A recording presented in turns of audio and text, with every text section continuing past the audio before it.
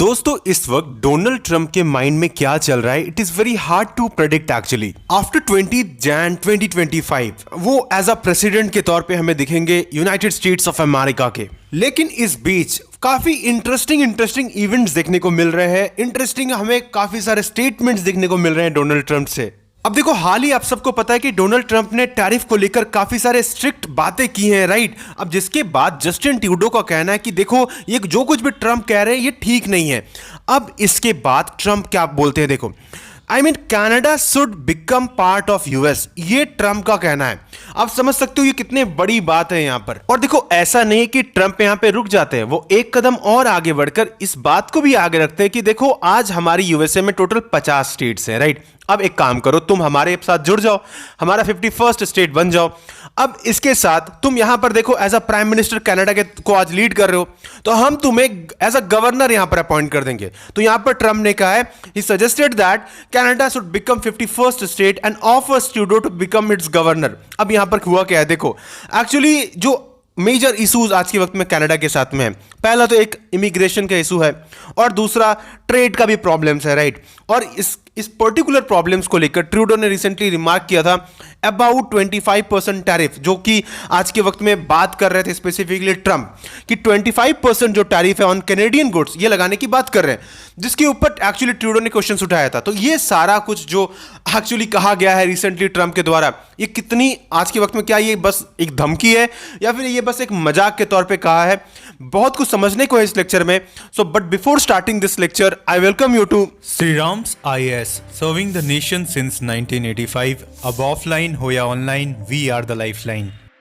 दोस्तों आज के वक्त में कनाडा में कई सारे प्रॉब्लम्स है, जैसे कि इमिग्रेशन का प्रॉब्लम है, इन्फ्लेशन है, अनएम्प्लॉयमेंट है एंड इवन रिसेंट टाइम में जिस तरीके से इंडिया और कनाडा का रिलेशन स्पेसिफिकली हैंडल किया गया जस्टिन ट्रूडो के द्वारा, क्योंकि हम सब जानते हैं खालिस्तान की जो इशू है या फिर खालिस्तानी वाला जो मूवमेंट है खास करके कनाडा में, इसने एक तरीके से काफी इंपैक्ट डाला है ऑल अराउंड दी वर्ल्ड जब हम बात करते हैं खास करके कनाडा और जस्टिन ट्रूडो के बारे में।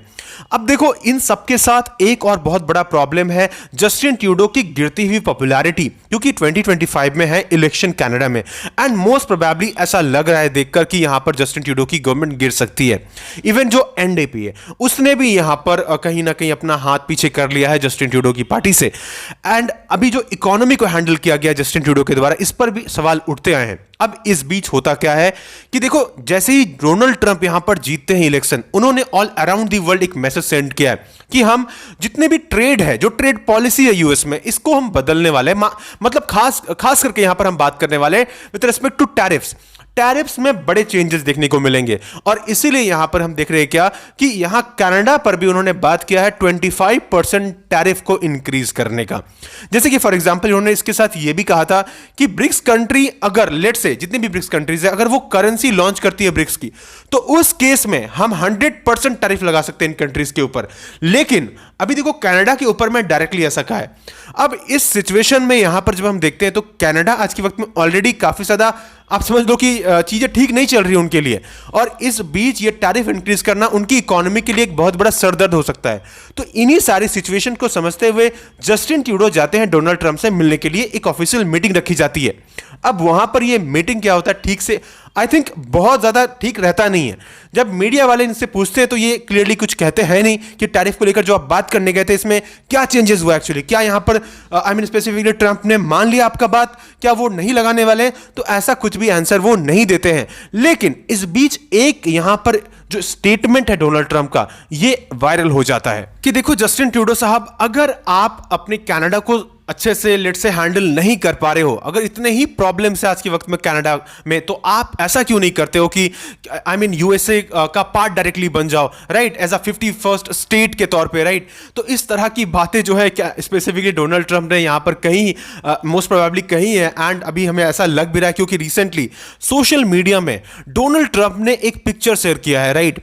अब आप देख सकते हो इस पिक्चर में कि किस तरीके से वो एक फ्लैग के सामने खड़े हैं और यहां पर लिख रहे हैं ओह कनाडा, जिससे ये समझ में आ रहा है आज उनके माइंड में चल के आया, राइट। एंड ये सारी चीजें दर्शा रही हैं कि यूएस कहीं ना कहीं स्पेसिफिकली आने वाले वक्त में, देखो यूएस जाना जाता है स्पेसिफिकली एग्रेसिव स्टैंस के लिए जब भी बात आता है, खास करके अगर एक्सपैंड करने के बारे में, अपने पावर को। अगर मान लो कि किसी कंट्री पर वो सामने से आगे बढ़कर लेट्स से अटैक करके भी अपने कंट्रोल में रखना चाहे तो वो करने का ताकत रखता है, और वो कर चुका है पहले। तो यही सारी चीजें कल को अगर लेट्स से एनेक्स करने की चाहे कनाडा को, तो ऐसा प्लान भी ट्रम्प के माइंड में हो सकता है, थोड़ी देर के लिए आया हो कि अगर कनाडा को हम क्यों ना अपने अंदर ही कर लें। तो as a larger US state, right, 20 आप समझ लो 51st स्टेट के तौर पे अगर कनाडा आ जाए तो हम यहां पर जस्टिन ट्रूडो को भी एज अ गवर्नर यहां पर अपॉइंट कर देंगे। तो इस तरह का स्टेटमेंट यहां पर डोनाल्ड ट्रंप एक्चुअली दे रहे हैं। अब देखो, ये एक्चुअली में काफी सेंसिटिव मुद्दा है, हम इसे मजाक में नहीं ले सकते हैं, क्योंकि जब एक ऐसा leader, I mean USA, right, जो कि आज के वक्त में एक सुपर पावर है, राइट, एंड उस कंट्री के एक आने वाले प्रेसिडेंट स्पेसिफिकली जीत चुके हैं इलेक्शन, और वो इस तरह के अगर स्टेटमेंट दे रहे हैं, इस तरह की इच्छा रख रहे हैं, तो आप समझ सकते हैं ये एक बहुत ज्यादा सेंसिटिव मुद्दा है। एंड इवन देखो, आने वाले वक्त में डोनाल्ड ट्रंप का जो स्टांस रहेगा बाकी और कंट्रीज के लिए, स्पेसिफिकली अगर हम इंडिया की भी बात करें, तो काफी सारे ऐसे स्टांसेस होंगे जो हो सकता है थोड़ी देर के लिए इंडिया के अगेंस्ट जाएं। तो उस केस में हम कैसे हैंडल करेंगे, राइट, वो काफ़ी इंटरेस्टिंग होगा देखना। एंड उस वक्त में हमें अपनी जो फॉरेन पॉलिसी है उसको काफ़ी ज़्यादा बैलेंस करना पड़ेगा। थोड़ी देर के लिए देखो, हम ये देखो, इंडिया के पास में एक एज ये भी है कि हम पूरी तरीके से किसी एक कंट्री पर निर्भर नहीं रहते हैं, राइट। तो हम उस चीज़ में हमारे पास में एक प्लस पॉइंट है, हम बैलेंस करने की तरफ हमेशा जाते हैं।